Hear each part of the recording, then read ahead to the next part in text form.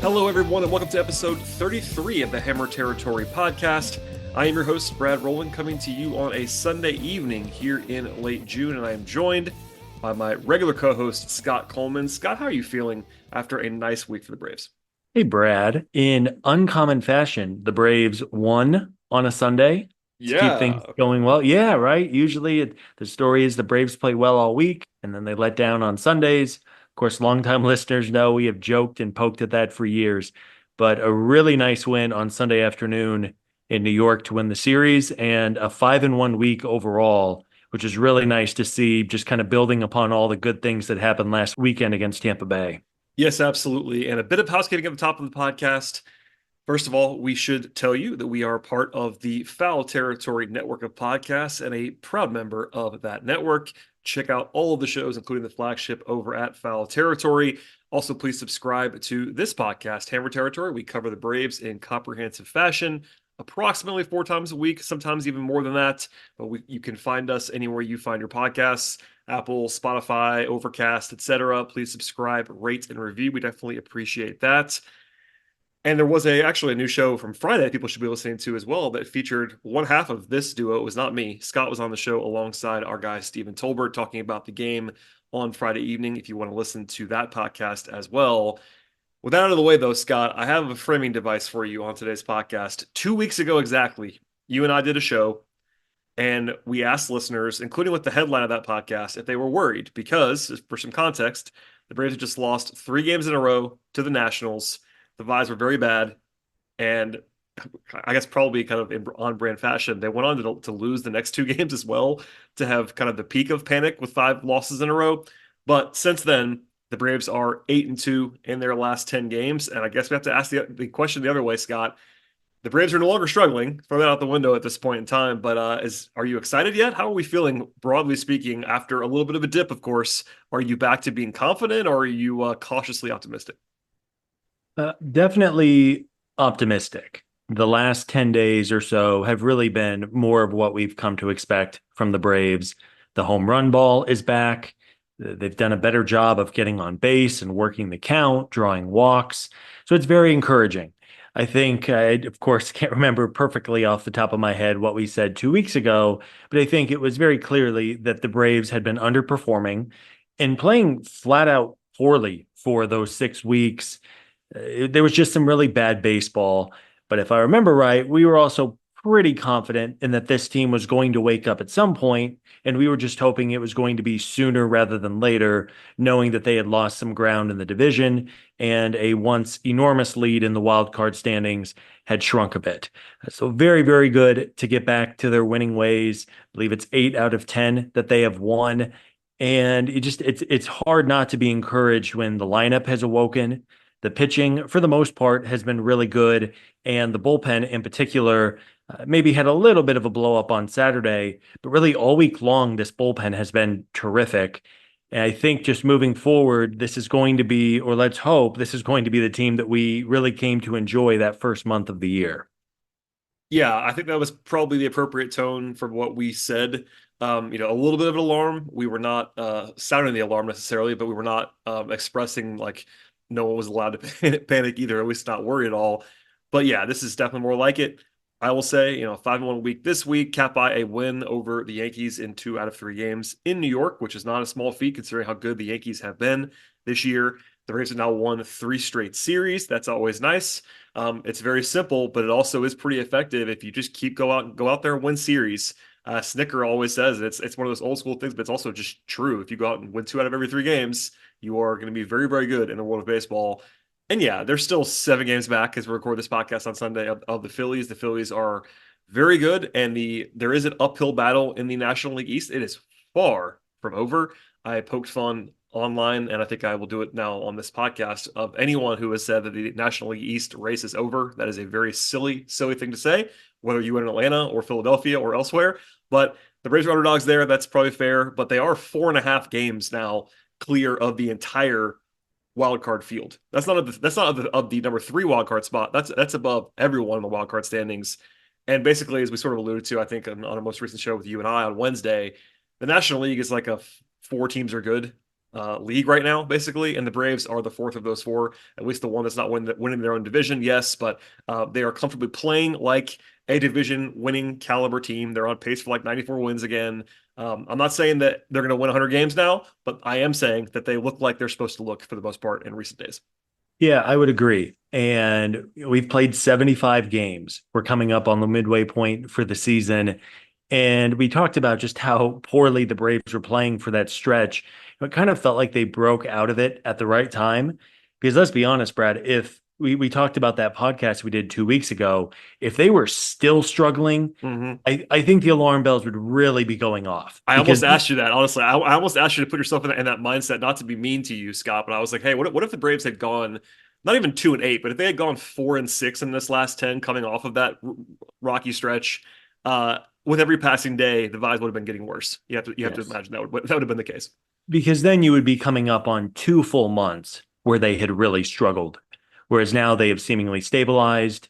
And anytime you can get off to as good of a start as the Braves did, that can carry you for a long way. I believe they began the year, 21-7 or something crazy like that. And then we know how they were sub 500 for that lengthy period.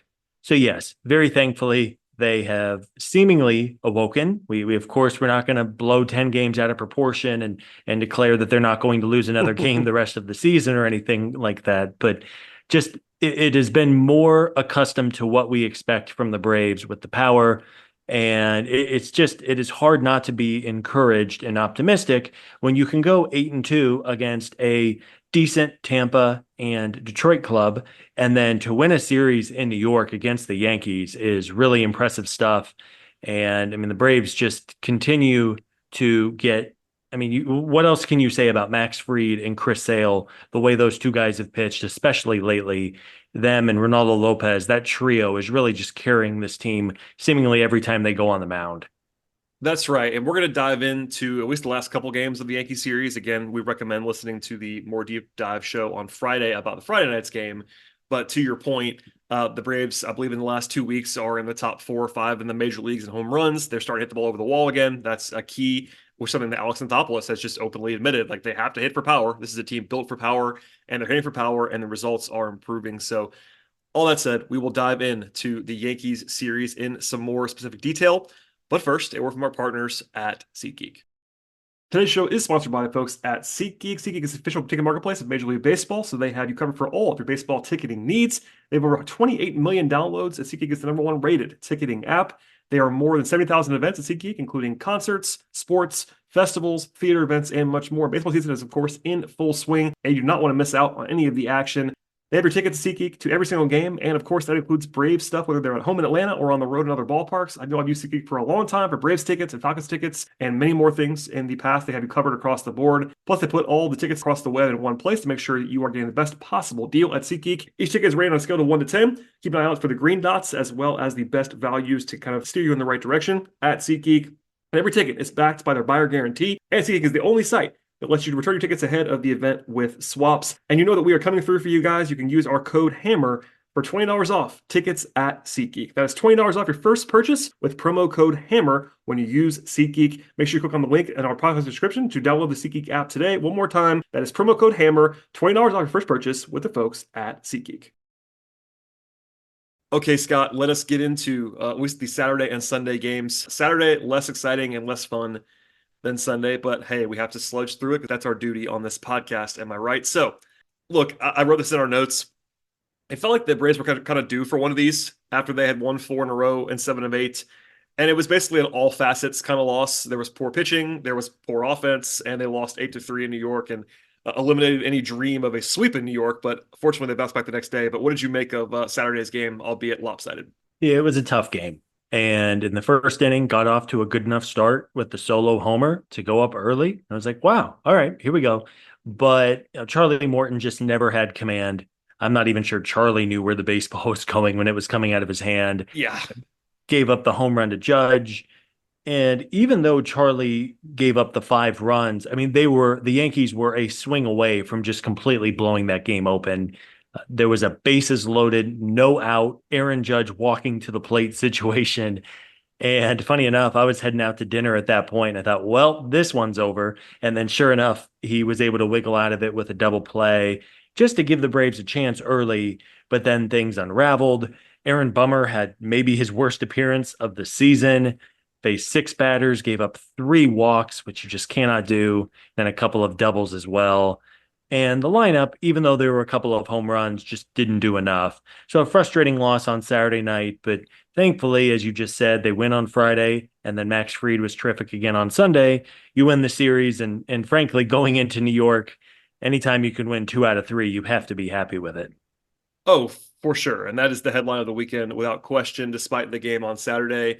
I have to say, I kind of blame you for Charlie's performance on Saturday, you and Steven for gassing him up and without me on the podcast, sort of invoking my name, talking Charlie up. And I was encouraged by that. I smile when I listen to that podcast. And yet, I think you put the curse on him, at least for one day, doing all of that, Scott. Charlie, Brad, Roland, Morton did not have. Your reaction was hilarious, by the way, on that podcast. You could not contain your glee when Steven brought that up as a framing device. We need to get some shirts made with like your face and Charlie's face on it and like a heart around your two heads, because that is your man. And I know that for whatever reason, Charlie is kind of a lightning rod for Yes. the fan base. Maybe it's because he makes a lot of money. To be fair, Charlie has been a little Jekyll and Hyde this season. He kind of has this stretch going where he's been good in one start and then bad in the next and then good and then bad. So there has not been a lot of consistency with Charlie. On the whole, his numbers are fine, being probably the fourth starter in this rotation right now, but you would like him to find himself a little bit more, especially early on in games. It feels like anytime Charlie is out there, he's given up a couple of runs in the first or the second, put the team in a hole. And, encouraging that Travis d'Arnaud hit a home run on Saturday. I believe Marcel also homered, which is just very par for the course for him. But yeah, Saturday was very much just kind of a flush it and forget it. Yeah, Charlie, to your point, and we'll move on because I'm not going to try to defend Charlie because that's what I do.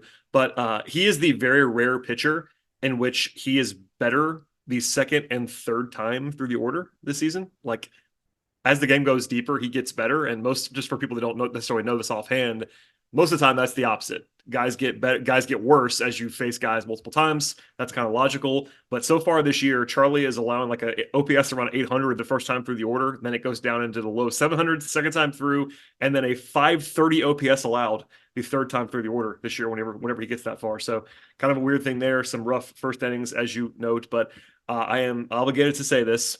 Charlie Morton is doing exactly what a fourth starter does this year. He has been uninspiring. I understand that. He is 174 years old, Scott, but he is doing what he's asked to do for the most part. Yeah. And let's hope that Charlie finds some consistency. And, he's being compared to the big trio in the rotation right now, Yeah. which have been, what, 3 of the top 15 starters in all of baseball this year. Maybe he's kind of in his own tier. Yeah, he's kind of in his own tier on the rotation right now. There are 3 guys that are pitching incredibly well. Charlie has been totally fine, and then there's that 5th spot, which actually has been decent recently with Schwell and Bach. But yeah, also I have to say before we forget, I don't believe he hit a batter on Saturday, which is an upset for your game. Sadly, no lefty was hit in the foot by a 78-mile-an-hour curveball on Saturday. Made me very sad. But we will ride again on probably Friday, I think, is when Charlie's supposed to pitch next. So Thursday. Who knows? Thursday, my Thursday. friend. Oh, the matinee in Chicago. That's right. But yes, very sad that we did not get a winner for America's favorite game. But maybe this upcoming start, we will get back to our winning ways. Oh, that's so funny. Okay. Let's go to Sunday. It was, of course, as we mentioned, a much more encouraging game. 3-1 victory. We got to leave, for me anyway, I want to leave with Max Fried. Max was not his best in the 6th inning, but he managed to get through it. But before that, he was truly awesome, as he has been a lot lately. 6 innings of 1-run ball, no walks, always nice. And with that start out of the way here, he has a sub-2 ERA in his last 11 outings. Max is pitching like the best version of Max. I think a lot of the first 3 or 4 innings of this game on Sunday was like the full Max experience, all the pitches working. And when he's doing that, he's kind of unhittable. I mean, it's not just like anybody can go into Yankee Stadium and slow down the Yankees. And he was in full command, even when he wasn't necessarily in full command in the 6th. He still managed to get the biggest I would say probably the biggest swing of the game, which was that double play in the sixth inning. So man, he was awesome again, and it's a kind of ho hum, but man, he just continues to be fantastic. Yeah, every time Max goes on the mound, it's like he adds a couple more numbers onto his upcoming contract because I mean a 1.95 ERA over his last 11 starts, and his numbers really for the whole season look fantastic, and that's with those two super bizarre starts that he had to begin the year where he just ran into some bad luck and gave up a bunch of runs. But this guy, I mean, what more can we say about Max Fried? No walks in Yankee Stadium, which is so important. Gave up 6 hits, but there was not a lot of loud contact, especially until that sixth inning. A lot of ground balls, which is the key to not letting that ball fly over the short porch there in Yankee Stadium. And 6 innings again, if you can get Max out there for 6 and then have a fully rested and healthy bullpen ready to go for the final few innings, that's going to be a winning formula more times than not. And thankfully, the Braves offensively, even if they didn't put up a big number, they were able to scratch and claw and get enough to get the win. Yeah, you laid it out perfectly there. The bullpen and the top level arms were fantastic.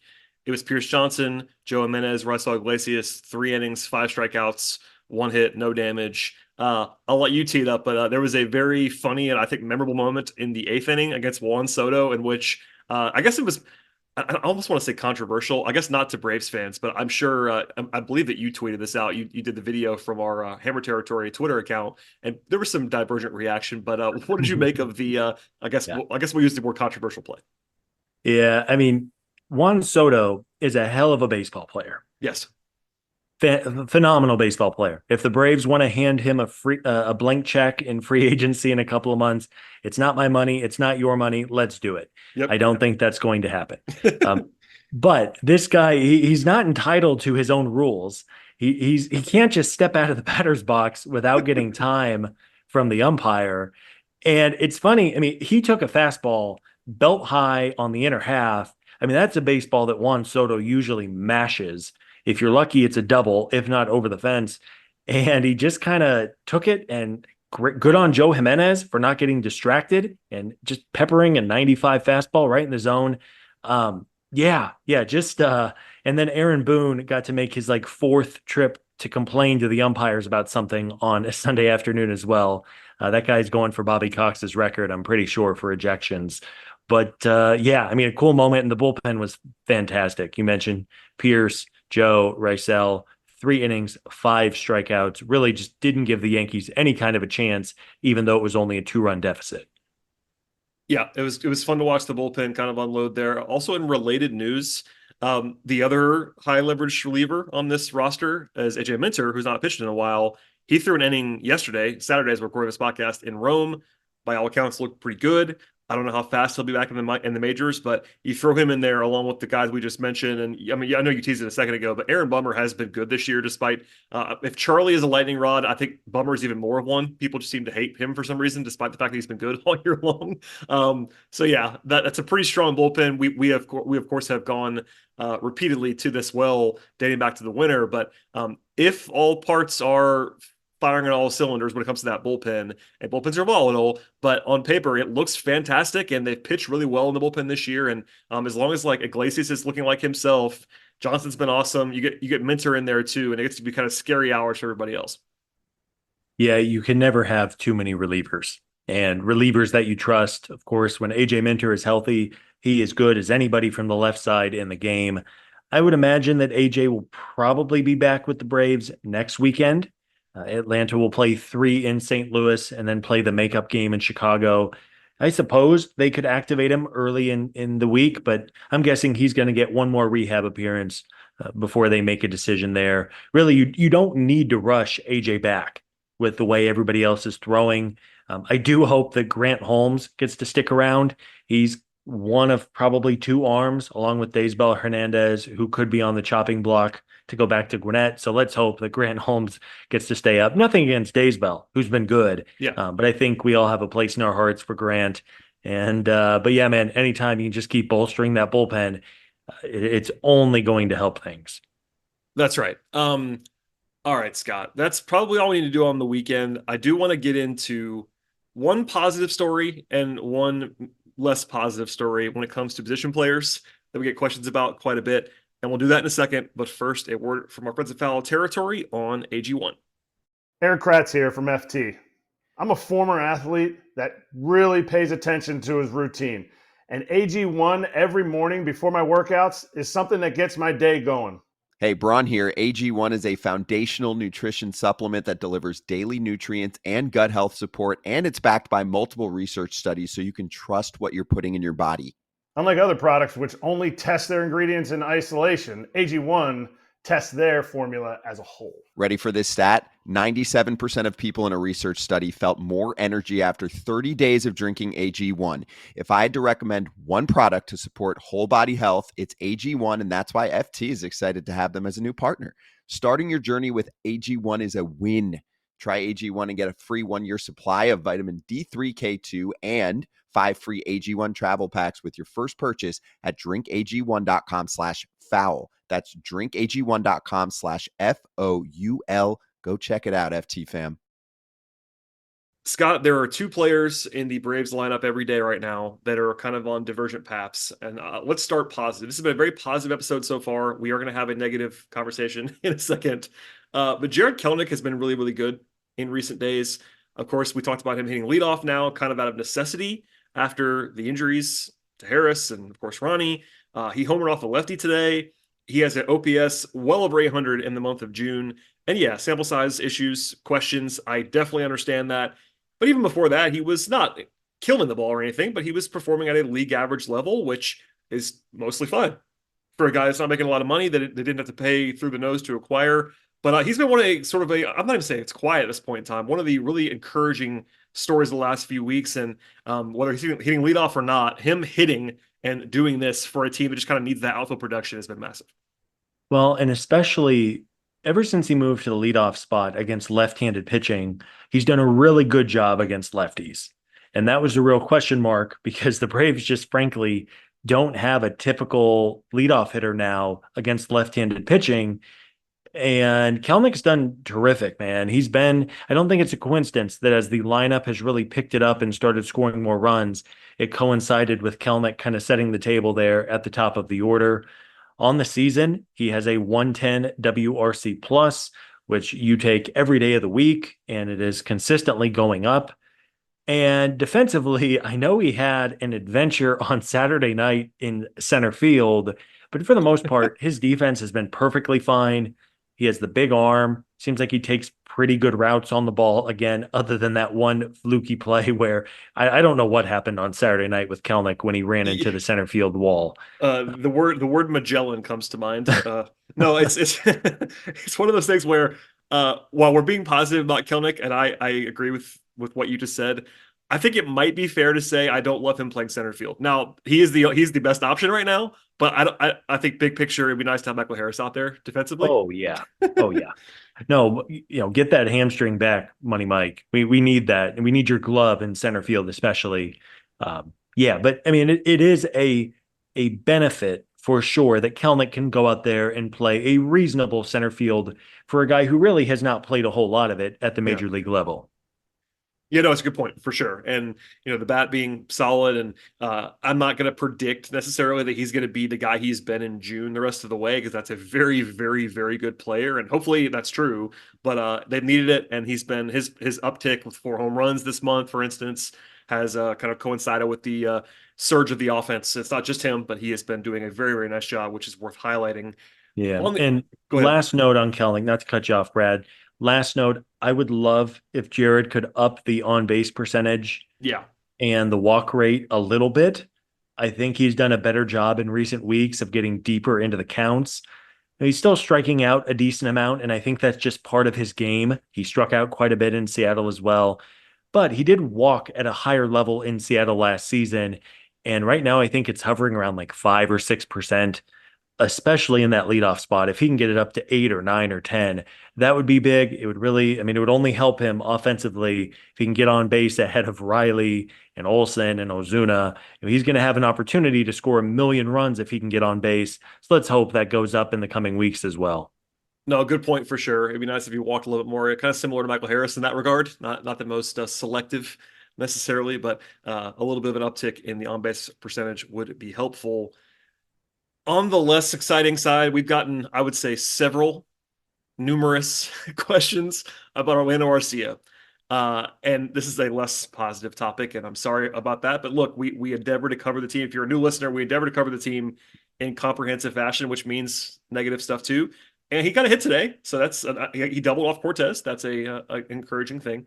But coming into today, Orlando in the last 50 games, nice shiny round number before today, he had a 468 OPS and a 27 WRC plus.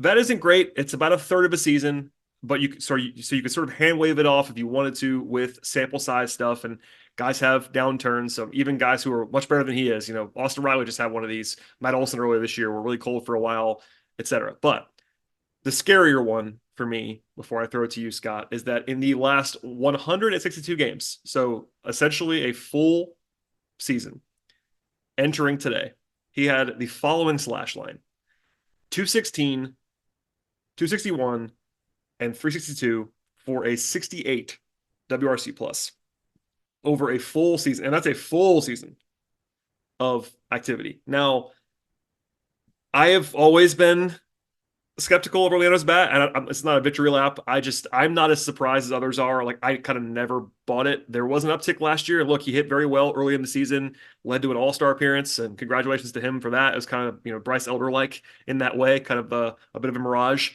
He is better than Elder, I will say, but at the same time, that's a full season of a guy with a 68 WRC plus playing every single day. And yes, he's a good defender, but Scott, what happens here? Because you can hope that he gets better at the plate, and I think that's not an unreasonable hope. I think he's probably a better hitter than this, but not by that much, candidly. And if you look at his career numbers, they're kind of in line with this. Yeah, offensively, he has been about as close to a zero as any regular in Major League Baseball can be. It's bad, Brad. Let's not sugarcoat it. And the at-bats are bad. He'll take a ball right down the middle and then flail it 2 sliders off the plate. And it's like, man, that's just not good hitting. It's not good approach. Defensively, I will say, to Orlando's credit, he is terrific defensively. Very steady, makes all the plays that you want him to make, the routine plays, and then also has a little bit of flash to his game. Yeah. He can make some special plays. Nobody is questioning Orlando's defense. But man, the offense is bad. You mentioned his stretch over the last 50 and then the last 162. It does feel like, as we are a little more than a month away from the trade deadline, that Alex Anthopoulos at least has to look at shortstop options come trade deadline time. Maybe he's not going to be able to address the position, and we're going to talk about some candidates and just kind of how difficult it might be to make an impact addition. But it is fair to ask, as we reach the end of June, if Orlando Arcia is going to be the team starting shortstop for the rest of the year.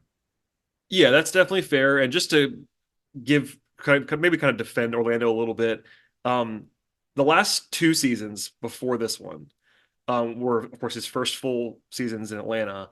He was a better hitter. Like, he was about a league average hitter for about a year and a half. And that was a departure from where he had been in his career. Like, because even right now, just to give the number, he has a career 77 WRC plus. And it's not a small sample size. It's 3,000 plate appearances. That's a lot of plate appearances. So the Braves unlock some stuff in him. He does have some pop in the bat. He hit 17 home runs last year. He showed a little bit more power when he got to Atlanta. But yeah, it's kind of been a regression, or however you want to say it. And I'm with you. This is the less scientific version, but I definitely agree with your evaluation of just watching it. It just does not look like he's comfortable. The approach is lacking right now. And I'm sure he's probably struggling with some confidence and some comfort in general. This is a prolonged slump that nobody's going to have a lot of fun getting into. But yeah, it's a question you have to ask. And one of the things about Arcia that is worth acknowledging is that he's making very little money. Like, that was a heist of a contract. No matter what you think about Arcia, he's making backup infielder money, basically. And he's been starting a shortstop for the last 2 years. And that's typical Braves. They have this great value, but you don't even have to trade Arcia. Like, I've seen some of the stuff about, well, what are you going to do with him? Like, nothing. You just make him the backup. Like, it's unfortunate for him. If you can acquire someone better than him, you can and should, in my opinion, just keep him on the roster. He becomes the better version of Zach Short, and you roll along, basically. Yeah. With that said, like, your question is a good one. It's the hardest part is finding a guy to replace him, because you could throw the names out, Scott. You did the research on this. Honestly, this is a topic that we'll probably save a little bit more for July, but there's a real fear on baseball altogether that there might be a very cramped deadline because there aren't that many sellers. And shortstop in particular, like, one of the reasons I think, and Alex didn't say this, nor would he on the record, but I think that they probably would have liked to upgrade from Orlando previously, but like, show me where they're supposed to go. Like, you can't, you famously can't have 8, 9 all-stars on your team. It's not possible. And the reason why it's okay that Arcia has been kind of what he's been is that he catches the ball. Like, to your point about defense is a great point. It's okay to have your worst hitters in the lineup be guys that are, at least they're playing defense. So it's okay to have that. But man, even the guys you wrote down here, there's one name that I am interested in for sure, but a lot of the potential upgrades may not be upgrades. Like, they're kind of either similar or they're the exact opposite of Arcia. Yeah, exactly. And we know that Orlando is very well liked in the clubhouse by his teammates. And that's something that's important to Alex Anthopoulos. Definitely. Now, he's not going to not improve the team just because a guy is liked. I mean, Pablo Sandoval was beloved in that clubhouse, and he shipped him out at the trade deadline for Eddie Rosario a few years ago. So it's not impossible, right? Just because you're a good dude doesn't mean you have a position forever. But you are going to have to make a marked improvement on shortstop if you're going to take his job away effectively. The issue is that you just took a great point. Look at the trade deadline and look at the standings right now. I think there's going to be probably 7 or 8 teams who are going to be realistic sellers come July 30th. It's on the 30th this year, by the way, just fun housekeeping note. And you look around, like, let's talk about Paul DeJong of the Chicago White Sox. The White Sox are obviously going to sell. DeJong is not a young player at this point. He's not part of the White Sox rebuilding plans. And even though DeJong has been pretty solid this year on a performance basis, you look at his numbers a little deeper. He has a 32% strikeout rate, a 3.5% walk rate. Yeah. He is overperforming. So he has like a 110 WRC plus, which is solid. I mean, if you could guarantee that, that is a significant improvement offensively. But you cannot. But you cannot, because DeJong has been terrible for 3 years before this. And any of the expected metrics all say that DeJong has been pretty lucky the first 3 months of the season. So are you going to take Orlando's job away for the hope that Paul DeJong maybe is like a marginally better shortstop? I don't know. Maybe. I mean, I'd love to have Alex on the show so we could pick his brain. But, there's just not going to be, like, let's run through the obvious sellers real quick here, Brad. Okay, so we talked about DeJong on the White Sox. Colorado, Ezekiel Tovar is signed through 2030. They're not trading him. No way. The Los Angeles Angels, Zach Neto, not a needle mover. No. The Oakland A's start a 27-year-old rookie named Max Schumann. Max Schumann is not an upgrade for the Braves. The Miami Marlins start Tim Anderson, who got knocked out by Jose Ramirez and is maybe the worst regular in baseball now. I have a note on that, by the way. Just for the record, Tim Anderson was quite good a couple years ago, but he has been really bad since then. In fact, he is the only qualified shortstop in baseball that has a lower Fangraphs WAR mark in the last calendar year than Arcia. Oof. Yeah. So there's that. Not really an option. The Detroit Tigers have started losing. They start Javi Baez, I think, at shortstop. Obviously, you're not taking on that contract. No. Right. So the point that, it's a fun exercise if listeners want to do it. But the long-winded point that I'm trying to make here is that of the obvious sellers, there's very little on the shortstop market to go out there to improve on the position. Yeah. And also, I think if you gave Alex truth serum and said, if you had to have one spot on the diamond where you can live with relative zero at the plate, it is shortstop if he's playing defense. So, like, especially given what you just said about the clubhouse stuff, which is right. He's very well liked. He has hit better in certain samples. Now, again, even with all the numbers out there, he has been better than this recently. And you could take a relative zero there. Now it's more of a challenge when your outfield is decimated like it is right now. But I'd love to know where the baseline Mendoza line is for where he has to hit to be in danger. And I don't know the answer to that. I guess you could, you wrote this down. I'll throw it back to you quickly. We don't have to do too much on this, but maybe if Toronto sells, Bo Bichette could be a target. I'm sure he would be in high demand across baseball. It wouldn't be like it would be just the Braves calling on him, but is that the sexiest name you can find that's like semi-realistic? Yeah, I spent some time on Sunday just kind of going roster by roster and trying to identify good shortstops who could be sold at the deadline. And Bo Bichette was kind of the only name that I could really come up with. Now, the Blue Jays are like 17 games back in the AL East, so the division is out of reach. And I believe they're 6 or 7 games back in the wild card chase, but there are like 8 teams ahead of them. So it's not a guarantee that Toronto sells. There's also the ownership component. You never know when ownership either wants to cut money or wants to not rebuild. But it does seem like Toronto is going to be in a rebuild at some point here, given what's going on in the rest of their division. And Bo Bichette is interesting. To be clear, he was not having a good 2024. It has been the worst year of his career. But before this season, he was a 4+ WAR shortstop in 2021, 2022, and 2023, a WRC plus in the 120 to 130 range. So he can really hit. Defensively, he is not great. That much is clear. He is not a great defender. But at the same time, man, like there are no perfect shortstops who are available for the Braves right now. Anyone who could come over probably has a wart of some kind. But for my money, Bo Bichette is the one name to really keep an eye on if Toronto decides to sell, because offensively, he would really solidify the lineup even more so. And defensively, you just kind of have to live with it. I mean, he's not unplayable at shortstop, but he's not a Gold Glove winner. And if he was a Gold Glove winner, then he would command like half of a really good farm system in a trade. And that's probably not going to be the case. Right. And I tend to think that if Alex is going to go outside the organization and add somebody, it would have to be a pretty significant jump offensively for him to want to do that. Just because I know people are going to be throwing their phones and yelling at their phones as to the internal option, let's discuss briefly the words Nacho Alvarez.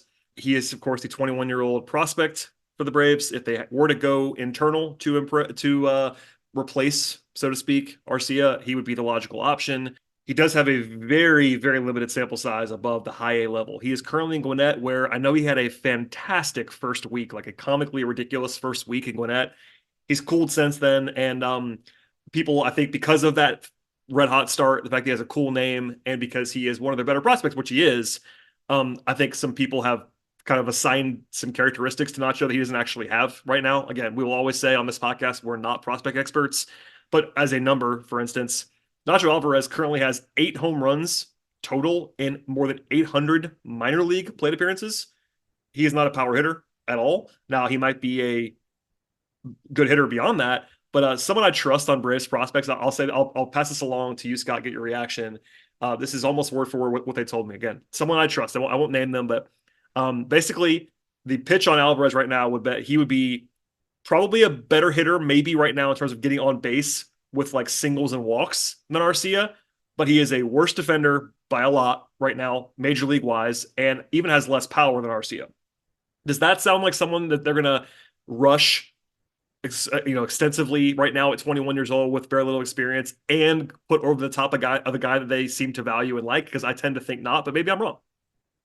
The Braves could go with the Hurston Waldrop approach for Nacho and just throw him out there. They could and see what happens. I don't think they're going to do that. And you mentioned defensively, there are some real questions about Nacho's defense. Fangraphs released the Braves' top 36 prospects this week, and it should be on their homepage if folks want to go take a look through it. Pretty intense scouting reports on all of their top prospects. And Fangraphs noted that long-term, there are some real questions about Nacho's defense. He might have to move to third base. He might have to move to second base. And because of the defensive concerns, the Braves have him play really deep in the shortstop hole, kind of shifting towards third base because he's much better going to his left than his right. The arm is not otherworldly from what I have seen and read. And we know that shortstop is not a position where you can just punt the defense. Like we saw that with Vaughn Grissom.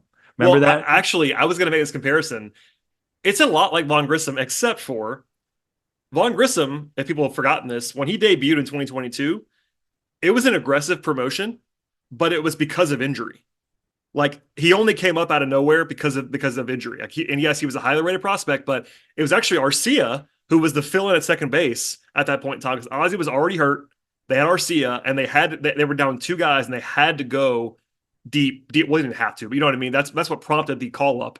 Yeah. If Arcia was hurt right now, I would much rather. I would be much more likely to use, to your point, the Waldrop comparison to say, all right, throw the kid out there and see what happens. It's hard for me to believe that they would do that with Arcia healthy. Now, maybe the hurt comparison is that Arcia has been so bad for so long. That's maybe similar, but there's more of a vibes case against when it's a guy who is not injured, and there's not quite that same urgency, especially because, by the way, the Braves are winning now. What if they were 2-8 the last 10? Maybe the calls would be louder, but I actually see a lot of similarities between Alvarez and Grissom as these like high average, not obscene power, questionable defensive middle infielders at the same age, basically. Vaughn was 21 when he came up. Like there's a lot of crossover there. And to be clear, I'm pretty bullish on Nacho long-term. I think he can be an impact or maybe just a contributor at the major league level. I don't know if he's going to be a star or even an above average regular one day, because we're talking about, and this is a point we should repeat, he is 21 years old with 250 plate appearances above high A ball. That's what, a third of a season, maybe 40% of a regular season. Say you get 600 plate appearances in a year. We're only talking about 250 plate appearances for a kid who is 21, has some questions about the defense. And I can tell you for a fact that if Brian Snitker was completely candid, I bet that Snit likes Orlando because he plays really good defense. Right. Maybe the offense isn't anything special, but man, if you have a kid, if you throw him out there to the Wolves and he makes a couple of errors at shortstop, that's one thing I think the Braves would value more is the certainty on defense with Orlando than the potential for Nacho to be a better hitter, even if the defense isn't very good. Yeah, actually, not that I'm wishing this, I'm definitely not.